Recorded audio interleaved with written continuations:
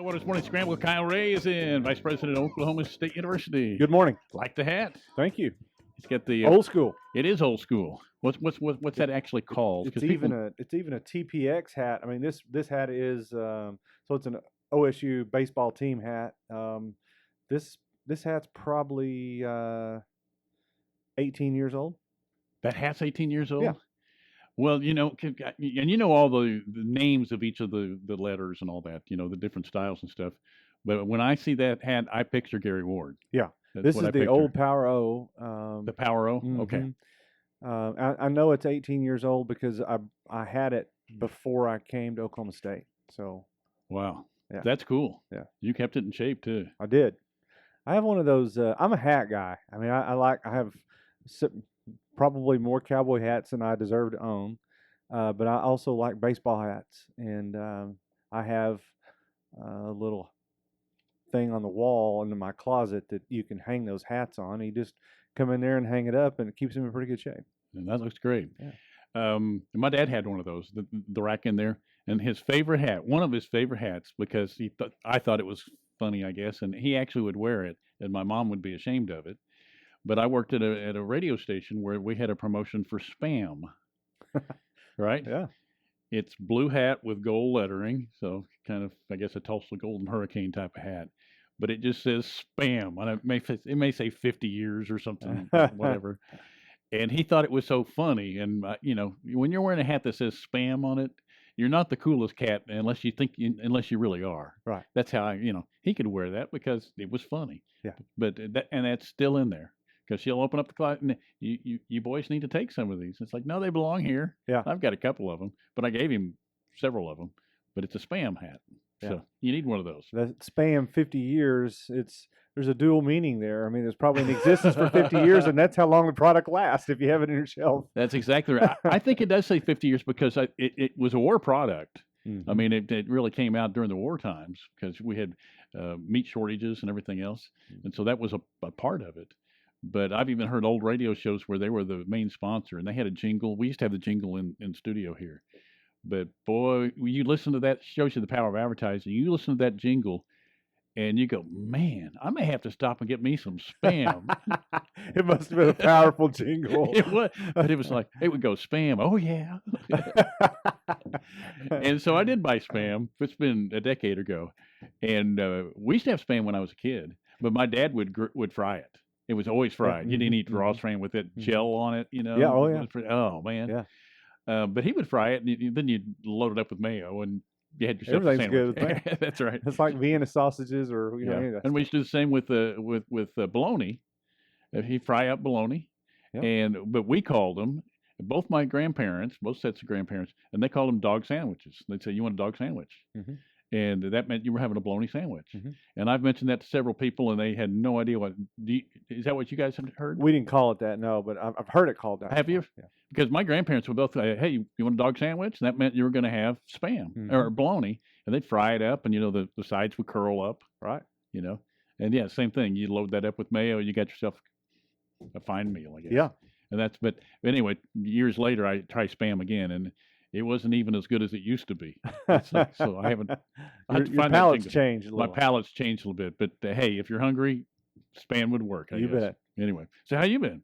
Good. It's been a busy week. We were talking a little bit off the air. Last week, I hinted at some communication that would come out from Oklahoma State. It did at about 1 o'clock in the afternoon, which was just about 2 hours prior to our admissions town hall meeting. We had, I think, about 800 people log in for that Zoom conference call. And so, but the announcement from the university was that we will be opening the offices back up to operational personnel starting June 1. And so all types of things are happening now in preparation for those offices to open back up. Yeah. Now, and you were telling me before we went on about just how cautious and careful, painstakingly so almost, that you guys are going to be. You're already making Absolutely. plans for that.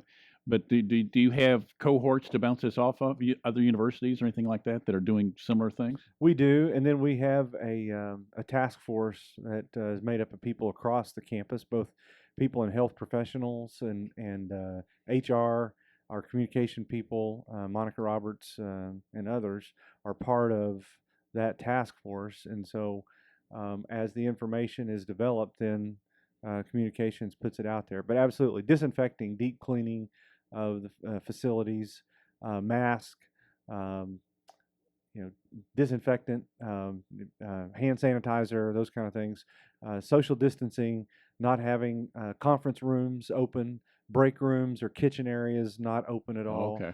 The limitation of no more than 10 people in a general office area. So if you have more than 10 people that are normally there, you're going to have to devise a shift program where you have 10 or less at any given time. Does that mean, some people are working on a, Monday, Wednesday, Friday rotation, others Tuesdays, Thursdays, and the next week you flip it, whatever it is. And so we're in special accommodations for employees that are higher risk than others. And so we'll be pushing out actually some more information today about having conversations with your supervisor about how that all works. So making sure that we have a safe environment as possible. I've always said that our number one goal is the safety of our students, faculty, and staff. Our students aren't here right now, but we will be making plans for opening campus back up for visitors July 1. And Wow. so but for right now, we're focusing on the June 1st deadline for operations And staff. for visitors, it'll probably be the same as it'll be in phases and smaller groups, right? Right, absolutely. And we'll have to, that's one thing that we really have not at this point planned for, because we just take the emergencies as they come. But we're going to put together a plan that will include how to welcome visitors back on campus, just as you mentioned. Yeah. No, I understand exactly what you meant there because, especially, I mean, you've got to plan ahead, but we don't know what it's going to look like. And so there's to an extent where you've almost got to wait and see, right? Yeah. So, what was the response that you had last week when the announcement came out? I have to think it was favorable. Yeah, I think so. It's you can tell how people feel about this when you go to the grocery store. You see some people that Yeah. they aren't social distancing at all. They're not wearing a mask, and it's grab a cart and go full speed ahead. There are others on the other end of the spectrum that they have a mask on, but they're wearing it in such a way that if you thought they could, they would cover their Yeah. whole body with Yeah. cellophane or whatever, and they're making sure that their body language says, "Don't get closer than Yeah. 10 feet away from me." And they're very strict about the distance at checkout line between you and them and those kind of things. Well, at the university, it's a cross section of people Sure. in society, right? So you're going to have people across the spectrum who feel certain ways. And so I know that there have been folks in the colleges asking questions of their faculty, of their staff, to make sure that people, as much as possible, feel comfortable. The threat of this virus is not going away. It is going to be out there. But there's got to be a balance struck, and I'm not talking about OSU so much anymore. I'm talking about society. Yeah. There's got to be a balance struck between taking all the precautions necessary and still making sure that business goes on. That's a great observation with the grocery store because I've noticed the same thing, and it's also a people study. It just is because you wonder, okay, what is going through their mind, and you see some that are just almost, and understandably, I mean, you can see it in them. I mean, they're scared to death in a way because it's almost tied where just their eyes, That's right. and you just wonder the difference in what they're thinking, what I'm thinking, because I have my mask on in the store. Mm-hmm. And then what the person who really just doesn't seem to care, and all those exist. And in some stores, it seems like the percentage. I don't know. Last time I was in the grocery store, it might have been 50-50. I don't know. I can't tell. But most of the workers were, and I saw some of the workers that were the same, where it wasn't over their nose, and you could tell. Okay, we were told we had to, Right. but we're not really into this, and some were very much for that. Mm-hmm. So it is a people study thing too. Yeah. And I notice I'm a people Right. person, and I'm going to notice those things. I read body language and all that, and have for a long time. So I think it's all interesting. But we've got people that are ready to get back, Yeah. and for sure. And then there are others who will be assured, will be comforted by the fact that we are taking extra precautions for their safety. Yeah, I saw, and I told this story the other day, but I was wondering uh, the back situation a little bit, and it was just an elderly man who was crossing the street. He picked up coffee across the street, and he was probably in his 80s. He was parked really just one spot down from me, but he had the mask on, and you could tell that by his walk and stuff. But he had it very tightly there, and also he had the OSU stickers on his car, very nice car. And so I thought, I wonder what the backstory is, because he was being very cautious, and clearly he wanted to get out and socialize. And I wondered, okay, is the story, he's vulnerable and he's really being careful? Is it his wife made a deal with him that okay, you can go see your friends, but you got to promise me Yeah. you're going to take care of Sure. yourself? Mm-hmm. Or because there's lots of different reasons we do it. Right. And the one thing that you and I both talk about, our folks that are still around, I haven't seen my mom, I've been home once all year, right? But that's just because I want to make sure that she's safe. And I think you feel a similar way. Mine's compromised. Yeah. And when you get to a certain age, you are anyway, but mine has some extra issues she's dealing with. And so really you're wearing them for other people, or in my case anyway, not me. Mm-hmm. Yeah, So, no, absolutely. And so I did go see my mother last Sunday, and just spent a little time with her. And I'm contemplating going back for Some Mother's Mother's Day. Day, yeah. So safe distance and all that stuff? yeah, oh yeah, Yeah. and we kind of sit out on the back porch, and so it was better than nothing at all. So, Absolutely. yeah. No, I've had others that don't see as many people as I do, because, I mean, you and I are both exposed to some folks. Yeah. I feel great, don't have any reason to think I've had it, but you never know. Yeah. But I have had other siblings do, and she has said, I had a brother that went and saw her, and they watched a movie on the big screen or whatever.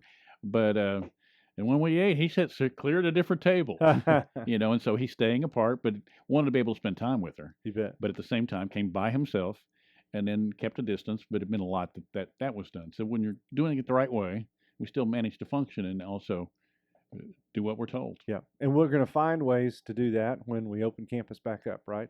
So the gist of the story, June 1 for operation staff and offices will begin to open back up on June 1, and then we'll begin to welcome visitors back on July 1st. Yeah. I was I was talking to Bill Annan early this morning, and so I told him I heard Fox on the way in, and they were discussing, one, the NFL schedule thing that they had last night, which I did not watch. But when we do reopen, if you did it with spacing at ball games, because all these things are out there, and especially talk show hosts, they got nothing but time to talk about it, right? So they can come up with ideas and then tell the Kyle Rays of the world, you go out and implement that. Yeah, Right. right. I got an idea. Why don't you guys go do that now? But it was, okay, what if you only have a third of the audience, allow a third of the people in, still have the games, the TV revenue and all this. Yeah. Okay, well, how are you going to decide what fans? And the one that he said, which Bill said he heard the same thing, and he goes, well, clearly you let the students in because it's a college team. So the students are the ones you let in. And I'm driving, and I go, that's not what drives the whole financial wagon. You're going to have your donors, and Sure. How do you decide on the season ticket holders? But an idea that, and they do this show from SEC Country, the guy that hosted, Clay Travis, is in Nashville. And so it was basically he was saying students first. Then I think they came around to and season ticket holders of maybe the suites and stuff like that. Right. So those decisions, whether or not they'll ever happen or not, but I think we want games. How are we going to have those games? Well, we're having those discussions now. I was part of a lengthy discussion about that yesterday with folks from across campus, and all these ideas are out there. Absolutely. Yeah. And so we can speculate, but until things change so quickly, of course, and week by week, and so how different it's going to look 3 weeks from now. But at some point, a decision is going to have to be made so that the plans can be put into place. Because when you're talking about welcoming, 50, 60,000 people onto your campus, things have to be done. So we'll see what happens, but we're having discussions about all those possibilities. Yeah, it's interesting, isn't it? Yeah. I mean, we've never had this in the history where you decide, okay, will we let fans in? They did have the baseball game in Baltimore a few years ago, but that was just, I think, a couple because they'd have riots in town. Right. And that was an oddity, but you're just saying no fans allowed. It was a TV show. And then you knew the next Tuesday or whatever, you're going to open it back up. This, we don't know what for the whole season. Mm-hmm. So pretty interesting. It is for sure. Yesterday, I was driving south on Duck Street, and out of the corner of my eye, up the sidewalk comes this streak, not a streaker, but a streak on a bicycle, and it was Bill Annan, I think, unless my Oh, he eyes is were a streak. deceiving me. And I had no idea he was that much of a professional bike rider. He was moving pretty good. Really? Yeah, Well, Bill can send us a note. I know he gets up and works out all the time. yeah. And I think he's been wearing the mask and doing all of those things. I think we talked about his wife Marcia I think is a good instigator of that or whatever. But Right. I bet he did get out. Yeah. I can see him doing that. Well, I've enjoyed that. I lift and run every day. Usually take Sundays off, but that's been one of the things that I'm. Keeps you going, right? Yeah, Mental health, absolutely. Yeah. part of it. Good job, Bill. The streak. I seen it. Our tribute to Ray Stevens. Yeah, that's a good So, song. I don't really remember the streakers. I don't either. And it was before my time, certainly here in Stillwater, but it was a big deal on the Strip, oddly enough, on the Strip. But Pat Osmond from sales here, he used to talk about, I think he was in this group where they climbed on the roof of one of those just to watch the streakers, get the best view. Uh-huh. And it was a pretty big deal. Apparently so. So, and we missed that. So